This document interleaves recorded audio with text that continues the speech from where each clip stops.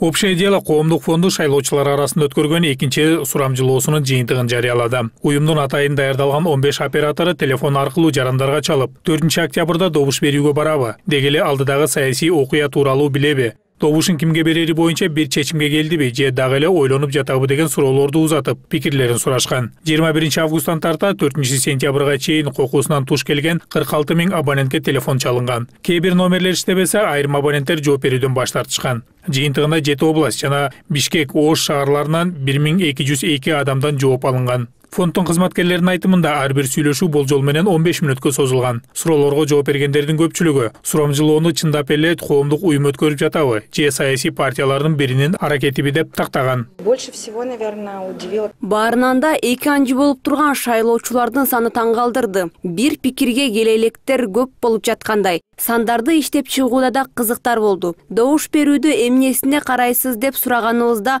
30%нан көбү партиялардын программасы деп жооп берди. Буга чейин шайлоолордо өткөрүлгөн сурамжылоолор менен салыштырганда жыйынтык башкача чыгууда. Мурун добуш берүүдө партия лидерлеринин жеке сапаты, саясаты биринчи кезекте турчу. Ошондой эле алдыдагы шайлоо тууралуу 94% гана билет экен. Жооп бергендердин 74% 4-октябрда шайлоого катышаарын билдирген. Эпидемиологиялык абалга карабастан добуш берүүгө бара тургандардын саны 60%га жетет. Ал эми 55% өзүн шайлоочулардын тизмесинен такташ керектигин билбейт. 14% баарына каршы добуш берет. 2% шайлоого барбайт.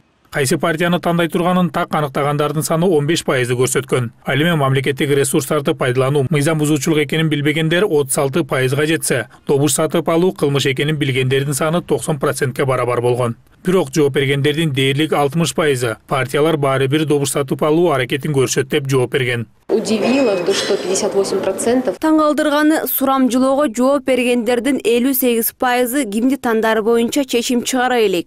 Биздин документте көрсөтүлгөндөй, шайлоочулар партиялардын программасына кызыккан күндө да ат салышып жаткан партиялардын программалары көпчүлүктүн таанышуусу үчүн кене сунушталган эмес. Муну менен шайлоочулар кайсы партия мамлекет үчүн салмактуу болоорун аныктай албай келишет.